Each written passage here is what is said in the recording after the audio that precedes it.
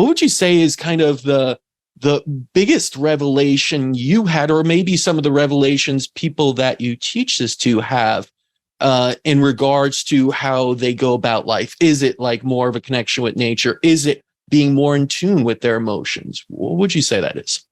Yeah. So for me, it's awareness, is that I need to know how I'm feeling, what's going on, what's unresolved. It's taking stock of like, where am I right now? What's going on in my life? Like, because we get so distracted and so busy and we're paying bills and we're trying to, it's like, slow down. We have to slow down and actually look at what we're experiencing. And, so many people they're disconnected, from their emotions, from how they're really feeling, from their unresolved stuff from childhood. And they're just so busy, and again, that busyness is a part of modernity. It's not, in nature, look at the pace of nature. I mean, just look outside and you just sigh, because it's like, oh, that's right. I'm so busy and I'm not looking at the computer and looking at the clock and looking at the calendar. And I'm just like so involved in all of this stuff that's just so opposite from my true nature. That's what people want. They just, so many people were really relieved in a way to have the lockdowns and all of that, because they're just like, I just want to relax. I want, because we just want to go sit by the stream and watch the flowers grow. Really at our core that's what we want to do. It's like, do I want to build this business? Do I want to look at this computer all day? Do I want to, stack up all these numbers in my bank account? Like, what is that?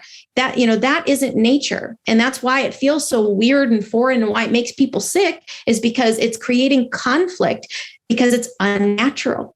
And the more that so when you're aware, and that's the thing, is people stay numb with caffeine and alcohol and drugs. And, we stay numb, we stay distracted, so that we don't slow down enough to see, why am I living this way? This doesn't make any sense, and so much of this work is like, got to pump the brakes and slow down and take stock of my life. And what am I doing? And what am I chasing after? And why am I chasing this? And what's actually important? And so if you're unaware and you're just numb, you can continue doing that for a lifetime until you die. But this, and that's the thing, is this illness is a gift. This cancer is a gift, because if it allows you to stumble across this information and you get to like have some revelations about, how the heck am I living my life? What do I want from this experience? Is it really about the money and the flash?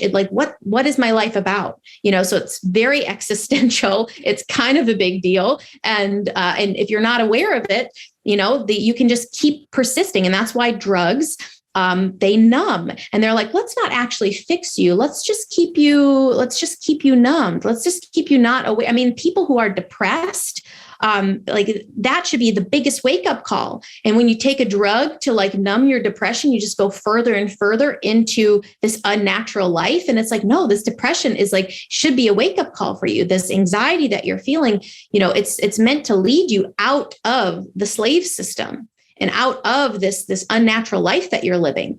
And so it's a great wake-up call for the people who are ready to undertake because it does. A lot of people, if they're not ready to hear it, it's because they're not ready to exit. They're like, I'm not ready to relinquish this life that I'm building. I want to keep it for whatever reason. And you gotta do you. You gotta, maybe you have to live through the suffering and the experience to wake up to it. But so many people are ready. They're ready to like not live the same lives anymore. But it requires kind of a big commitment to transforming how you operate in the world.